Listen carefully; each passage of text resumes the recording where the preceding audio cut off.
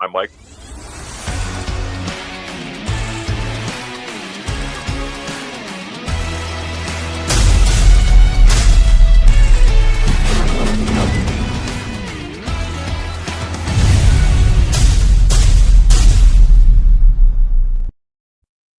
What's going on, everybody? Welcome to another 216 pregame show here in snowy / rainy / cold / windy / shitty Cleveland, Ohio.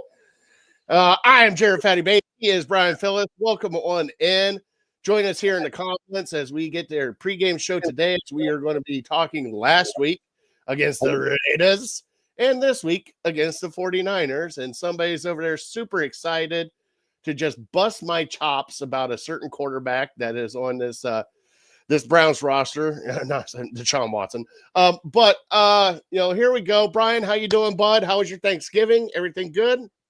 Thanksgiving was phenomenal. Plenty of time with the family. It was cold and nasty out, obviously, the last few days here in wonderful, beautiful Cleveland, Ohio. So we spent a lot of time watching movies with the kids, enjoying some football. And we had the fireplace cranked pretty high, so it was nice. Obviously, Browns win last week. We're going to talk about that some more. The Ohio State Buckeyes beat Michigan. Woo! That was real exciting yesterday. I don't know. We might dabble in that a little bit, maybe not.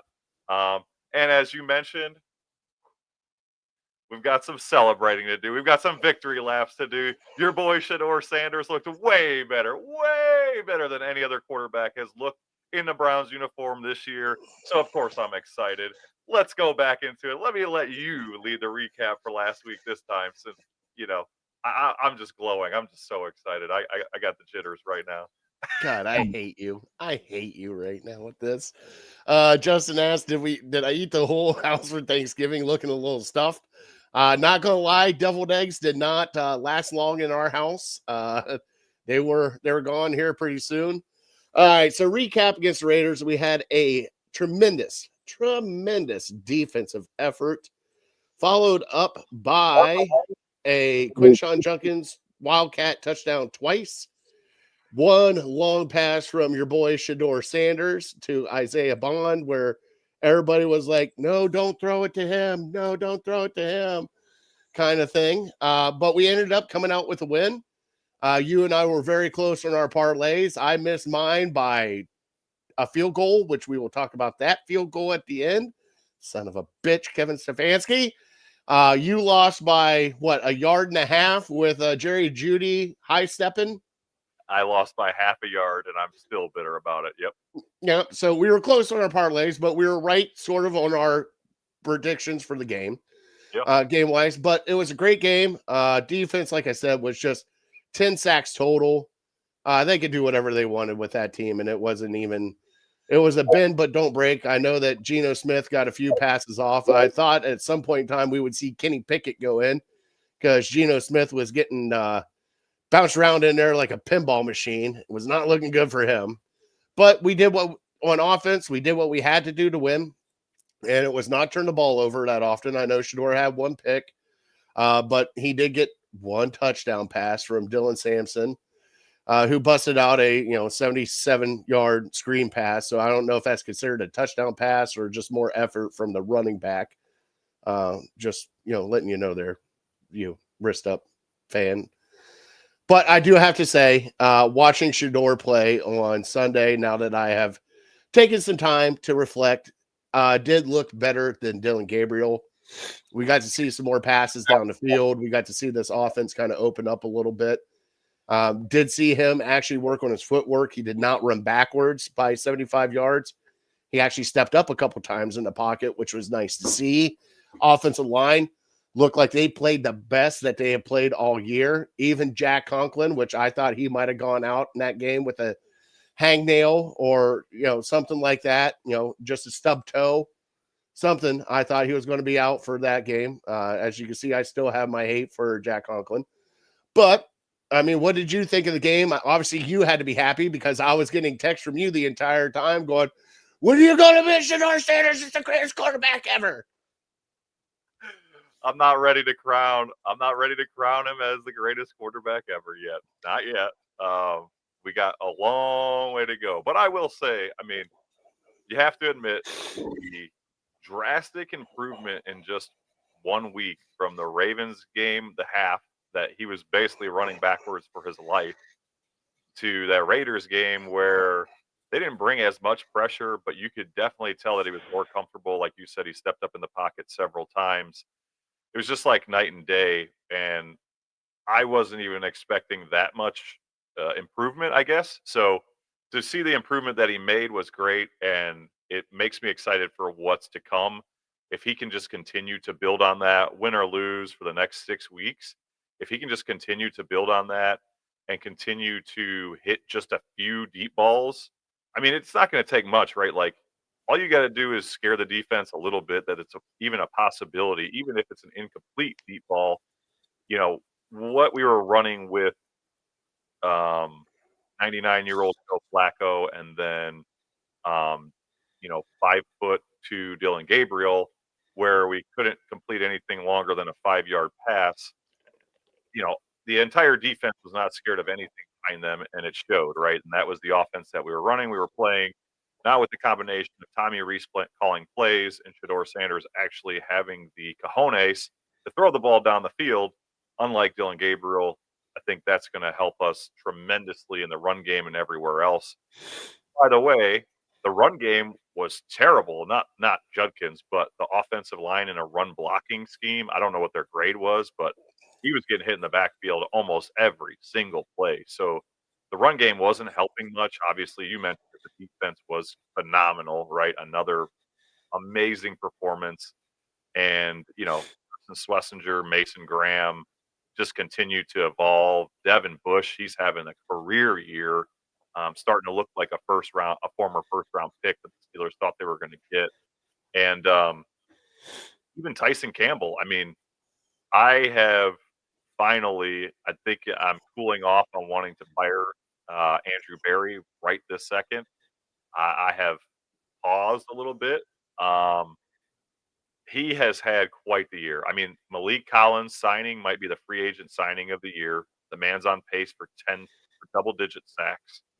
The getting Tyson Campbell from Greg Newsome, who, by the way, if you didn't know, Greg Newsome got benched last week because he's playing so bad in Jacksonville, and the trade he made is already, not only do we get Mason Graham and Judkins, but we also have another first rounder coming next year.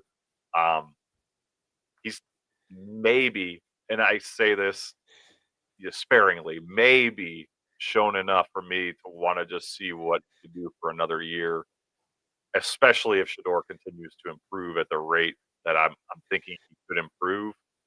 My question for you is about Stefanski. Where are you on Stefanski and the hot seat and all that right now? I think the hot seat's cooled off a little bit. I mean, as long as you win, that hot seat gets cooler and cooler, and the offense actually started to look like an offense and not just a shell of what it could be. The only thing that I have against Stefanski now is just being able to protect. I mean, you got two rookie quarterbacks you're trying to bring along. You got a rookie running back that you're trying to bring along. You got a rookie tight end. On the offense, everything besides the offensive line is very young, and still kind of, well, with the exception of Judy, but Judy doesn't count. But you still don't have an elite wide receiver, and I still think you need one, and especially for this team, you need that number one, and we don't have it. And with Stefanski, I think if you give him a true number one wide receiver, I think he can make this offense click. I really do, especially with what they drafted so far. So for me, the hot seat is cold. What about you? I mean, I think with him giving up calling, I think that was, and giving it to Tommy Rees, who's actually been better than anything we've seen really in the past few years. I think he's showing, some improvement as a coach. Finally, I think he named Shedeur Sanders a starter on Monday. He didn't screw around like he normally does and try to have this Bill Belichick type of, hiding things from the opposing team. And he just ripped the Band-Aid off. I was like, hey, Shedeur starting this week. He was smart enough to not commit to him for the rest of the year, knowing that if he regresses, he might have to go back to Dillon Gabriel. And I think overall, if they can keep winning, I think the biggest thing for me now is not even keeping Stefanski, but I'm excited at the thought of keeping Tommy Rees and keeping Jim Schwartz as coordinators next year and seeing how we can build from there if that's even possible, because we've seen it before, right? If we clean house the one huge negative, no matter how bad Barry and Stefanski suck at their jobs, the one big negative is then you have to start over, right? Maybe you go from a 3-4 defense to a 4-3 or wide zone running game to a whatever, some other kind of offense, shotgun style offense or something. You might have to start over, and then the problem that I always see is then some of these players that you've seen thriving, maybe like a Jeremiah Owusu-Koramoah or Carson Schlesinger, maybe you bring in a different DC and their scheme doesn't fit what those players are good at, right? That's the scariest part for me, is kind of having to hit the reset button. So from what I've seen so far this year, I'm excited at the thought of next year, even if we don't draft a quarterback and even if we keep Barry and Stefanski, which and most people that follow me know, I wanted nothing to do with Andrew Barry until 2 weeks ago, basically. Like, I've had no faith. So that's where I'm at. Any different on Barry with you? I mean, I know you are kind of not really happy with Barry either. So, I still want Barry gone. I think one good draft and one good thing doesn't make up for the amount of missteps up until this point. Yep. The misstep on Deshaun Watson, the misstep on trading Baker away, the misstep on just missing wide receivers in the draft, misstepped on missing offensive linemen in the draft.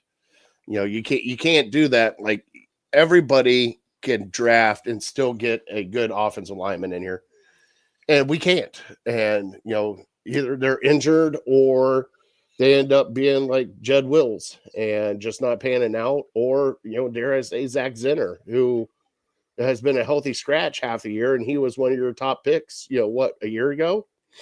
So I still think that we could do better than Andrew Barry, but I think it bought him some time of, like I said, winning cures all. And if you're winning, nobody's talking about hot seats or anything like that. They're talking about wins, and all you got to do is go out and win. And the great thing is the Browns got some winnable games coming up. I mean, there's one today that we'll get into here in a little bit. But, let's go back to performances from last week. I know you want to talk heavy on Shedeur's performance last week.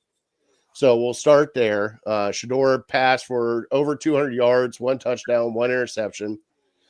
If you take away the 66-yard screen pass to Dylan Sampson and the 1 pass to Isaiah Bond, he only passed for 100 yards.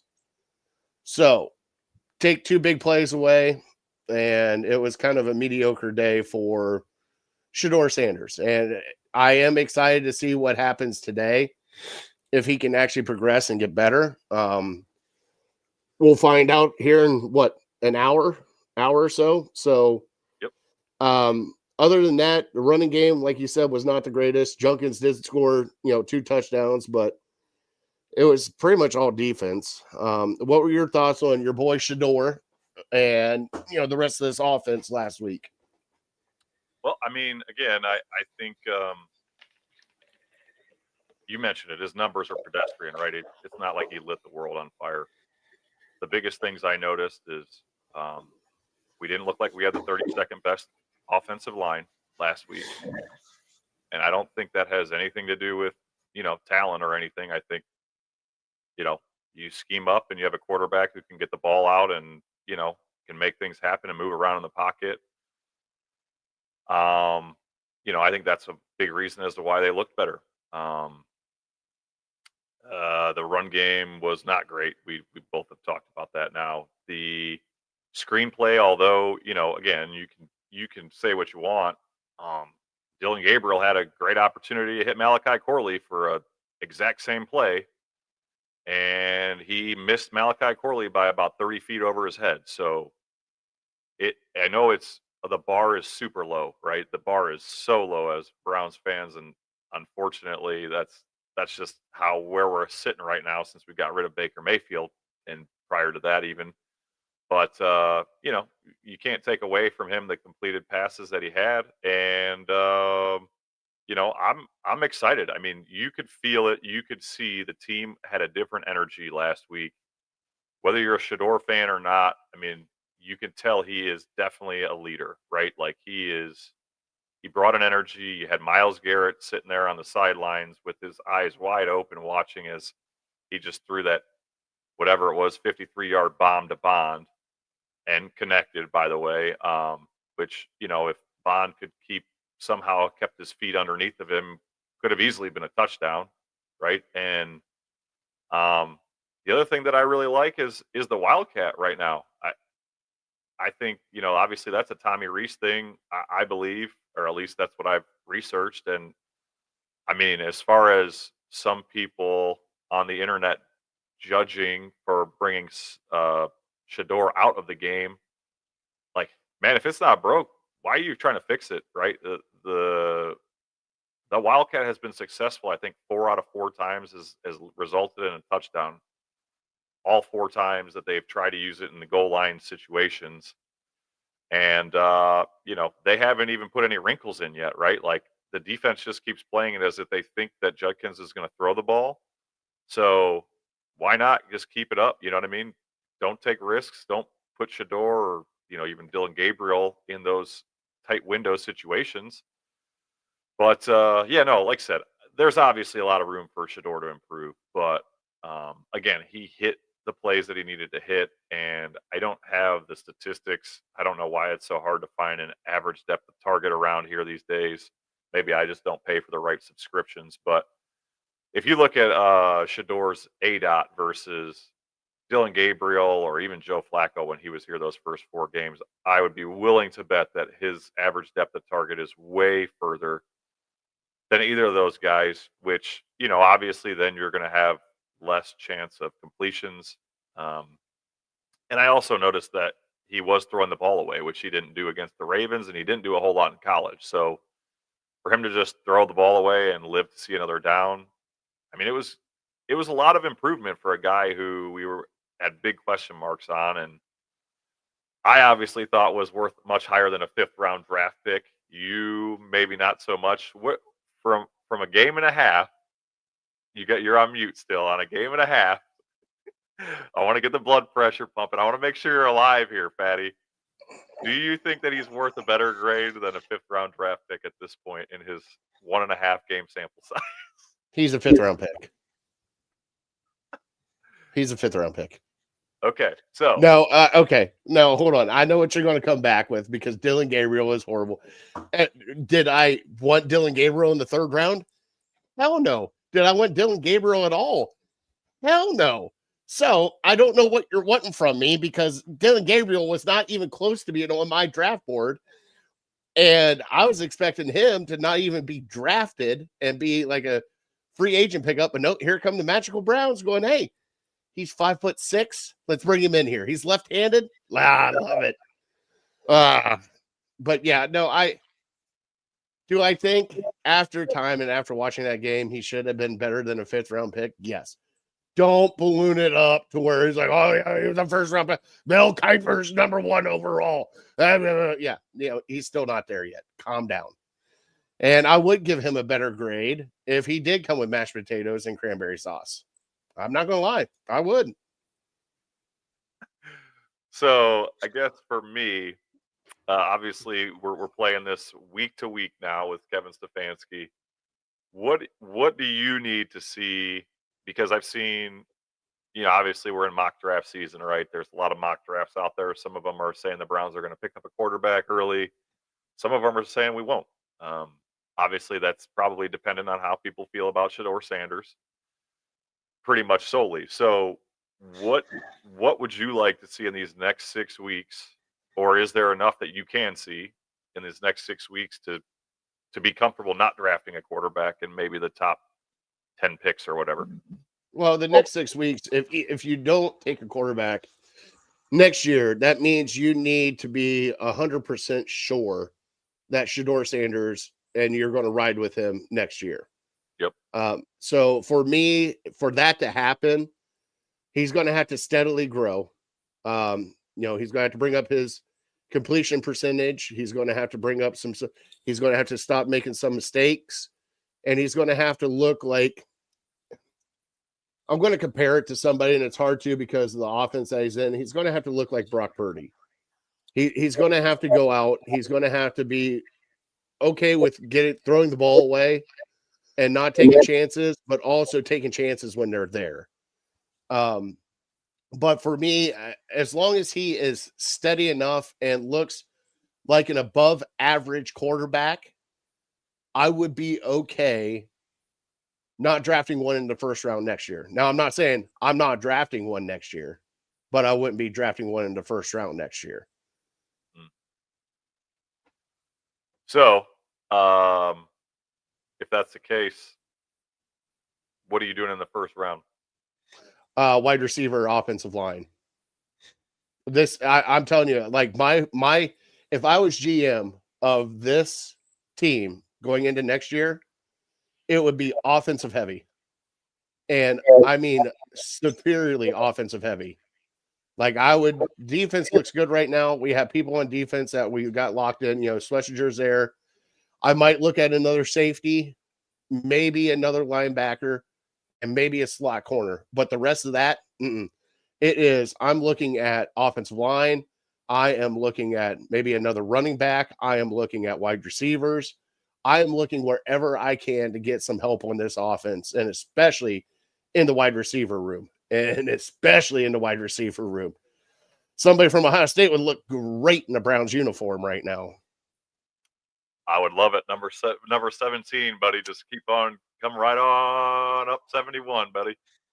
Just watching him play on Saturday was just amazing. Like watching him, he did what Brian Hartline did for years. Come back to the ball, pick your leverage, and then get upfield. It's not going to be flashy. You're going to get your 5-6 yards, but every time that they needed a third down, he was right there. He was right there at the line. Boom, first down. And then they got the deep ball to him, which is awesome. God, that was awesome. I had somebody flipping me off in the car line because I was, screaming and yelling in the car, and I was doing this as I'm driving.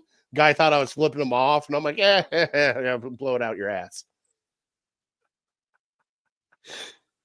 Oh my goodness. I mean, what do you think they should do? I mean, and okay, I would be okay if he looked like an average quarterback, and I would be too. I mean, he's still got room to grow, but if he goes out there these next handful of games and regresses and looks worse than what he did against the Raiders, you got to take that in consideration. I mean, I think, isn't this his first superior? Well, no, he played in Colorado, so he played some cold games in Colorado, right? Oh yeah. Okay, so I just got to see progression out of him. I mean, what do you have to see out of him to not draft a quarterback in the first round? Yeah, basically, I think we're on the same page. I just need to see growth. We're not, even though I'm sure this probably got your blood pressure up this week, but even though according to the graphics, we are now in the playoff hunt. We are. I saw that, and I about flipped my shit. I was like, shit, we're still in it. Oh my goodness. That wouldn't happen. Maybe that's Gabriel's still on the team, but maybe because we were in the shitty AFC North that everybody thought was going to be like the greatest ever. Well, that's all right. It is what I'll take it. Hey, just call us the new NFC South. Oh, geez. No, it's not that bad. Yeah. I mean, we don't need to go too deep into that. The Ravens, I don't know what's going on with Lamar Jackson, and now that the Bengals have Joe Burrow back, somehow their defense got better, which is an anomaly. But in any event, no, to your question earlier, I mean, I'm pretty much in lockstep with you. I mean, if he just continues to grow, whatever that looks like, I don't even need wins, right? I just need to see constant improvement from him. And if we can then Add that with, like you said, a wide receiver and an offensive tackle in the first round. Hopefully another tackle, another guard throughout the draft. Maybe bring in some free agents to beef up this offensive line. Maybe fire Chad O'Shea, the wide receivers coach who has been here for Kevin Stefanski's whole tenure, and we've had terrible wide receiver play the entire time. Okay, maybe not the entire time, but pretty much. If we can do that, and then, like you said, heavily focus on our offensive side of the ball. I did a couple mocks where like they could pick up Max Clare maybe in the third, fourth round. You know, if they're not going to re-sign David Njoku, obviously, and then you think about on the defensive side of the ball. Not only do we already have the team that we have, but you could possibly, I know it's a long shot, but you could possibly get JOK back. You would likely get Martin Emerson back. I'd be really thrilled to see what could happen next year, even with competent quarterback play from Shedeur, if we filled in some of those gigantic holes that we have right now. Obviously, I would hope that they would re-sign Teller. I don't think Conklin would be back. I think Bitonio would likely retire. And then, I mean, you got big boy over at the left tackle or right tackle, whichever way. Juwan Jones. I don't know. You can't rely on him, but yeah, I think it could be really exciting. So if he can just show growth again, I think he was worth maybe a second round. I would have even been happy if they would have taken him in the first round, honestly. But a lot of people had him much, much, much higher than fifth round pick. So if he can just continue to show why those people thought he was as good as he was, and even if it's just flashes, I'm okay with that compared to what we've been seeing for the last 4 years since Baker. Mm-hmm. I agree. And I mean, I think it's kind of comical that you talked about if he could just be like Brock Purdy. Well, Monday night Brock Purdy just threw 3 interceptions against the Carolina Panthers. Well, I know, but I meant like tight. Yeah, I know. I watched that game. That was horrible. Oh, good God. All right, let's get into the 49ers game coming up. It is cold. Looks windy. Looks like I'm not going outside the rest of the day today. I'm going to be at home watching the game here at the house. So we got the Niners. Niners are coming in. They're on a short week. Christian McCaffrey is their pretty much do it all. Wide receiver wise, they have really nobody. They got Christian McCaffrey's their leading wide receiver, and then it's at 81 receptions. And then the next person closest to him is Juwan Jennings with 37 receptions. Yep. So if you can shut down the Christian McCaffrey train that he is, I think you can sneak out a win here. And then great thing is we got a linebacker who is going to win Defensive Rookie of the Year. That's probably going to be spying Christian McCaffrey the entire game, either him or Devin Bush. So I think that, as long as you stop the run game and stop Christian McCaffrey, you're in line for a win, and a big win. I mean, that will get us, hey, we're in the hunt. We might be back in the, AFC North. You never know. Never know. But that's a good thing about this time of year. You get your hopes up until you're out. And when I saw that we were in the hunt, I was like, shit. I was like, we got the Niners, then we got the Titans. That's 2 wins right there. So, kind of hoping that everything goes well, but the Niners are well coached by Kyle Shanahan. We'll see what goes on. What are your thoughts today on what the Browns have to do to kind of stop Christian McCaffrey? I don't think you're stopping Christian McCaffrey. I think you can slow him down. But especially in a game like this, you mentioned the weather. I mean, it's right now in Cleveland, it feels like 19 degrees, and on the lakefront, it's probably even colder than that. It's wind gusts up to 38 miles per hour. Their kicker isn't even Pinheiro isn't even playing. He's out for the week. So they've got a backup kicker. I don't even know who it is. And yeah, you mentioned it. It's the game is heavily involved with Christian McCaffrey, right? So it's been a wild year for the 49ers, I would say, because they're 8-4. and they're cooking. Despite all the injuries, they've got 9 players on IR. 2 of them being Fred Warner and Nick Bosa, who were staples for the defense. Mm-hmm. Purdy has only started 4 of the 12 games, and somehow they've got 4,112 total yards of offense. If you want to compare, the Browns currently sit at 2,843 yards of total offense. You mentioned Christian McCaffrey. I mean, he's got 796 rushing yards, 785 reception yards, and 12 total touchdowns. So that offense runs through Christian McCaffrey, right? And as you mentioned, everybody else is not great on that team, right? Jennings and Bourne both have over 400 yards receiving. Mm-hmm.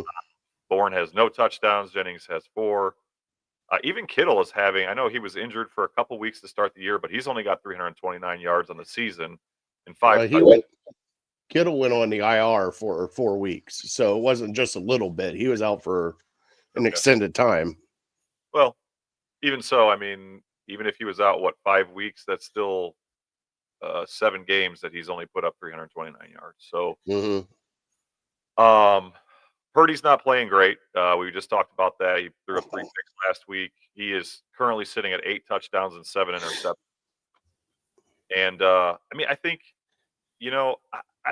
I'm surprised with this team, but I fully expect a very similar game that we saw with the Dolphins.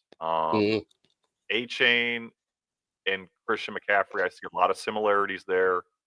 They have a lot of ability to change the direction. They obviously have great speed. They have playmaking abilities. They can get big chunk plays at a time, whether it's through the pass or through the run. And so, again, I think Christian McCaffrey is going to get his no matter what we do. I think it's going to be much like the Dolphins game in that aspect. But as far as the passing game goes, I don't see it. Between the wind and the weather and the cold, all these things that the 49ers are not used to, I think that's going to stifle this offense, their offense. And I also think they have not seen a defense like ours all year. Last time these two played was in 2023. That was the year that Joe Flacco had that magic run to the end of the year to get us in the playoffs. But if you remember, it was also a bad weather game. It was PJ Walker at the helm for quarterback.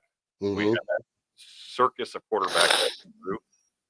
But it was a low-scoring game. Ultimately, Jake Moody missed a field goal to win them the game, and we won 19-17. But the 49ers, I think we're undefeated at that point in the year, maybe 7-0, 8-0, or whatever that we beat them. And it was just it was similar weather to what we're going to see today, and I wouldn't be surprised if it's a much similar game. I think the defense is going to need to step up. I think Quinshon Judkins and that offensive line for a run blocking scheme need to step up.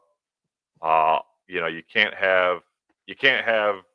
fall too far behind and have Shedeur throw in to win the game. That's just not going to work. I don't care if you had Patty Mahomes. Well, maybe Patty Mahomes might win the game still, but you got to be a damn good quarterback to win in that kind of wind, 38 miles per hour wind gusts. So, what else are you seeing? What else have you seen from the 49ers, or what else do you see from this game coming up? Well, I think their defensive line right now with the injuries that they got, I'm looking right here, their leading sack getter is Bryce Huff at 4.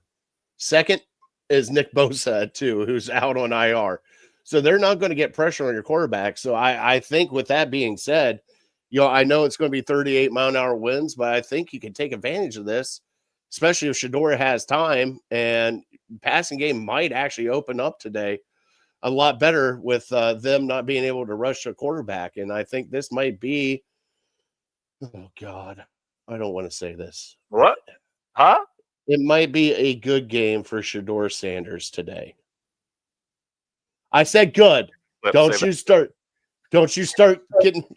No, I think it's. I mean, with them not being able to get a rush, and our offensive line, if they could play like they did last week, why not? Right? Yeah. I mean, you look at it. The 49ers defense as a whole has 13 sacks for the year. Myles Garrett has 18. Yeah, by himself. By the way, all right. So we got to talk a little bit. Myles gets what? 2 more sacks today. easily? I don't know. He is going up against Trent Williams. That's going to be his toughest test on the year. Okay. So I don't know. The key, I think, this year has been the pressure that the defensive tackles have been getting up the middle of the whole year, right? The quarterbacks just can't step up in the pocket like they could on our defensive tackles since 2017 when Miles got here, 2018 and when Miles got here, our defensive tackles have been crap. So now that we finally have that, I don't know. I kind of have a weird feeling that he might not have a great game as far as sacks go this week. Maybe he only gets like a half a sack or something, but I think the team as a whole has a great stat line as far as sacks go. So, you think? I mean, I'm assuming the line for Miles is probably like 1.25 again for sacks. I think so. I think that's where it's at. You see him getting 2 again this week, at least? I mean, I do. I think this is just Myles Garrett's year. I really do. And you saw it last week. And the reason why I say you saw it last week is because the rest of the offensive line or defensive line stepped up last week. They were triple teaming Myles Garrett, and then the rest of the defensive line started to eat. And then they went, oh shit, now we got to block other people. And then Myles Garrett ate. So it was nice to see. I mean, it was Mason Graham, like you said, Malik Collins, McGuire was in there. So it was a lot of those. And by the way, I do have some inactives for today that I brought up. So today's inactives, Zach Zenter is out. Cornelius Lucas is out. Jamari Thrash is out. Tight end Brendan Bates is out. Alex Wright is out. And Aiden Huntington is out. They elevated Sam Kamara from the practice squad. And expected lineup changes today. Isaiah McGuire gets the start at the end today. Okay. So that's where we're at there. I know there's some other people that are injured. Njoku's still dealing with the knee, that kind of stuff, but he's going to play. But I really do. I think this is Myles Garrett's year. I think this is Myles Garrett's stamp on I am the best defensive player, and probably is going to go down as one of the best defensive players in the NFL. I mean, he's going to, you can't even compare him to TJ Watt right now. You can't. He is a different animal. And now that the national media is getting behind it too, and like hearing everybody talk about Myles, like, man, and how he works, like, you can't beat this guy. He'll bull rush you. He'll speed around you. He'll slap the hands. He'll sweep. He'll do all this. And he has every move now. I remember when he first got here, they were like, well, all he wants to do is bull rush and speed rush around the edge. Now he's got everything. He's got all the tricks and tools. And guess what? Seriously, he's probably going to go down as the best defensive end ever in NFL history. I think he's going to be better than Lawrence Taylor. Oh, yeah. No, that's probably not even, I mean, we're pretty close to that not even being debatable anymore. He's already got, what, I think Lawrence had 5 years in a row of 12 sacks or more. It's just him and LT. They're 6 years now of 12 sacks or more. I was going to say, yeah. Now Myles is the only one with 6 years. I think LT had 5. He had 6. Oh, did he? Okay. Yeah, so they're tied now. And yeah, I think he's going. Obviously, we already mentioned it. He's on record. He's on pace for 27.5 sacks this year. Mm-hmm. So even with the extra game, I mean, that would crush the record by 5 sacks and by one person in a year. So I think it's very feasible that he obviously sets the record. He's already broken his own sack records here in Cleveland. And, the narrative with Myles for the last, 8 years has been that he starts hot and slows down. Mm-hmm. He's always gotten worse in November, December, January. And that has not been the case for Myles this year. And again, I think it's because we finally have talent on the defensive line. It was basically Myles versus the O-line right before, and now they're having to triple team Mason Graham. Now they're double team blah, blah, blah. Now they're having to double team Mason Graham. They're having to double team Malik Collins. They're not able to just focus all their attention on Myles Garrett. And even you've seen Alex Wright, who obviously got paid, and then other guys stepping up that are getting sacks as well. So I think he's. I've seen some breakdowns of his film this week that have just been eye opening. I mean, the way he bends his footwork. If the offensive linemen are looking at his footwork, it looks like he is heading straight, where his upper half of his torso is turned completely, like almost 90 degrees to a different angle. And you can't tell where he's going, right? He looks like he's going straight, or he looks like he's going to the left, but then he ends up going around with a swim move. Him coming up the middle, I can imagine what Geno Smith was. I mean, the amount of dribble that was going down his leg, seeing him just heading up against that center last week, that was scary just to watching the highlights from the film. So I think you're right. I think he's on pace. He's just, assuming no injuries, I think he crushes it. Defensive Player of the Year again, and what a phenom, what an alien-like performance we're seeing from him this year. And hopefully it doesn't all go for naught. Hopefully we get some more wins stacked up and he's not completely miserable, right? Thank goodness. Yep. Thank goodness we didn't trade him. Yeah. If we traded him, I don't even know that we even have one win this year. Honestly. Oh, I know we wouldn't. So, I mean, it's all right. So everybody on our at network2_216 page on X/Twitter, whatever you guys want to call it now, we did put out a poll as we do every pregame show. And it is, can the dog pound defense stop Christian McCaffrey today? We have 77% say yes, 22% say no. oh man. So Browns fans are kind of happy about that. Now we're going to get into it. Now we're going to hit one of these parlays at some point in time, Brian. Now you have a parlay. I have a parlay today. And we're going to hit these today. We're going to hit these. And, you and I, hey, it's not big money. We do a $5 holla is what we call it. A little $5 holla. So it's nothing, we're not telling you guys. And by the way, if you have a problem gambling, please go get help and support from 1-800-GAMBLER or whatever it is. We are just comical degenerates talking about the Browns, and, we lose money all the time. So, today for my Fatties parlay, I have a Quinshon Judkins anytime touchdown, which is at plus 115, I think it is. So that's actually crazy. I have an over receiving. Now it's not my normal Harold Fanning, but I switched it up today because I don't think anybody can pass this up. David Njoku, the over-under is 14.5 receiving yards. So I took the over on that one. And today, didn't take a money line, but I took the Browns spread at 5.5. I think that they can get that done. Brian, what about you? Hold on.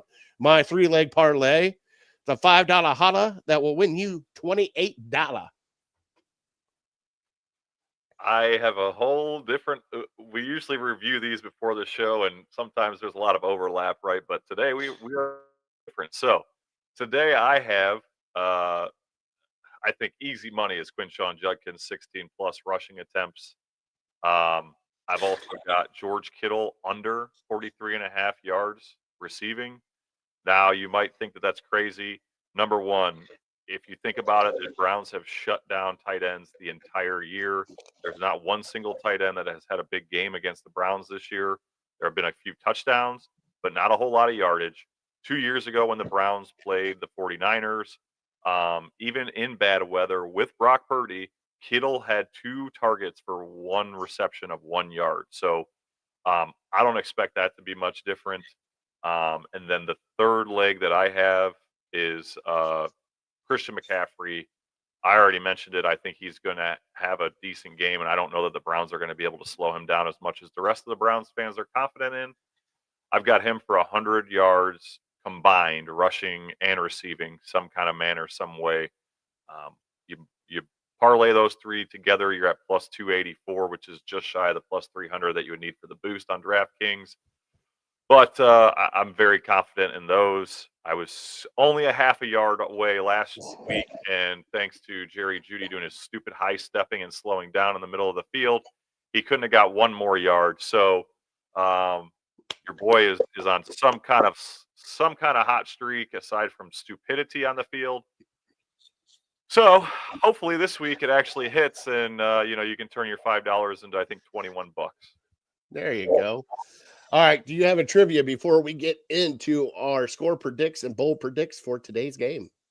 I sure do. So I want to know, Patty, do you know? And I'm going to give you options this week because Okay. I haven't been giving you options, and you've been out there hanging onto an iceberg like the Titanic, folks. In 2024, who led the 49ers in receiving yards? I'll give you some options here. We got Ricky Pearsall, Deebo Samuel, Juwan Jennings, or George Kittle. Think on it for a minute. Now I'll give you some hints. Ricky Pearsall it was his rookie year. He missed some time. He got shot. He got shot. I'm going to go. All right. I think I got it. Yeah. Now it's yards, right? Total receiving yards. Yes, sir. I'm going to have to go. I think it's either Jennings or it's Kittle. Okay. Well, you got to pick one. Let's go Jennings. So close. Jennings was a close number 2. 975 yards. It was actually George Kittle. 1,106 yards on the season. Damn, I was close. I took a swing at it. You did. Thanks for the multiple choice. So I was going to say Brandon Ayuk there for a second. Oh my gosh, yeah. If I see one more Browns trading for Brandon Ayuk thing, I'm gonna just my head. Oh my gosh, stay the heck away from these Andrew Berry. My goodness. All right, here we go, Brian. You ready? Yeah. No, I'm ready. I'm ready, baby. You want me to start? Right. Let's put your feet to the fire. What's the score today for Browns versus Niners? So first of all, let me just say this. I think there's going to be some hidden impact players. I think you're going to see a pretty big impact by Devin Bush. We've mentioned him several times. You mentioned that him and Carson Schlesinger are going to have to be crucial to bottle up CMC. And again, to me, if they can hold him to 100 yards, receiving receptions, whatever, I think that's a win because I don't think the rest of the team is going to do anything. So be on the lookout for him. I've also got my eye on Dylan Sampson. He had the one play last week, obviously, that I got excited about. But my bold takes for this week are that the Browns defense leads the way, 5 more sacks and 2 forced turnovers. And not to crap on your parlay, but I think that the 49ers are going to play the defense for the run for the Wildcat this week. And I think your boy Judkins gets his first passing touchdown of his NFL career this week in the Wildcat formation. Making your final score 17-14. Cleveland Browns win 2 in a row. You give me shit. We were talking about this before the game. We're like, oh yeah, every time he's touched the ball, he's got a rushing touchdown. I don't think they just line him up and let him run in. Now you're going to say he's got a passing touchdown today. That's it. So what we're going to do is when we get in here at 11 o'clock next week, we're going to do a TikTok live pregame, and let everybody know what we're talking about before this happens. All right. So they know you just flip-flopped right now. Oh, I didn't flip-flop on you, buddy. I just supported you, and I wanted to kind of rub it in a little bit. I wanted to get the blood pressure up, but you son of a bitch. But I'm serious. Every defense has played the Wildcat as if Quinshon Judkins is going to throw. Mm-hmm. And I expect the 49ers to be like, chalk that, like he can go ahead, try and throw. We're gonna go for the run up the field. So we'll see. I mean, I could be dead wrong, obviously. I mean, as we've seen from all my predictions before, there's been a lot more wrong than right. So all right. So my impact players today, Denzel Ward. First off, shutting down George Kittle. They've been having him on tight ends. Pretty much their best wide receiver, Denzel Ward's been on. Also, on the other side, Isaiah McGuire. If Myles Garrett's going to have a day with Trent Williams and probably 2 or 3 blocks. Isaiah McGuire's got to eat on the other side, get some defense. All right, so bold takes. Here we go. You ready for this one? Oh, yeah. I think we see a Jerry Jeudy touchdown today. What? Oh, yeah. I'm not saying. Is he going to high step on his way in? He might high step and fumble into the end zone, and then it's a touchback. But we'll figure that out. I think Jerry Jeudy gets a touchdown today. Also, I'm with you. I think this defense eats. I predict you said 5. I'm going to say 4 sacks. I'm going to say 2 turnovers. I think this defense is just going to eat today, and that goes right into the score predict. I'm going to pick, and I said I'm taking the Cleveland Browns spread, but also I should take the money line. I think Browns win today. 24-17. How many of those points are defensive points, do you think? 14. Oh, my goodness. Whoa. Okay. Love it. I'm just saying, well, or at least 7. Okay. Fair enough. That's why I got it 17-14. I'm not. The defense is going to play a lot like they did last week, and they'll set us up for short field. But I think it's going to be low scoring, and Christian McCaffrey shows up, but it's not enough, right? That's right. I can't believe we're both positive here on a 3-8 season. I know, it's crazy what the Browns do to you. Now, show note for everybody. All right, Brian and I have been talking background. We are going to try before the season ends to do a live out and about, pretty much pregame show and watch party with me and Brian. We'll start out our pregame show like this at a certain establishment. We'll watch the game, probably do that on TikTok. I'm guessing on TikTok Live. Sure. And then we're going to just sit there, maybe just watch the first half, just me and him talking to each other, giving each other shit the entire game. Probably see a lot of chicken wings being devoured by a certain fat guy over here, like this guy. But stay tuned for that. We'll let you guys know when that's going to happen. We're still trying to hammer out details and everything else. We all have families and everything else. So, but we want to get together for one game together, live out and about, and just having some fun and watching the Browns play together. So stay tuned for that. Also, go click that like, subscribe button down there on the bottom. Please, I'm going to start clipping these, putting these on our Network 216 TikToks. So you'll be seeing a lot more of these faces on the Network 216 TikTok page. But all of our socials are at Network_216.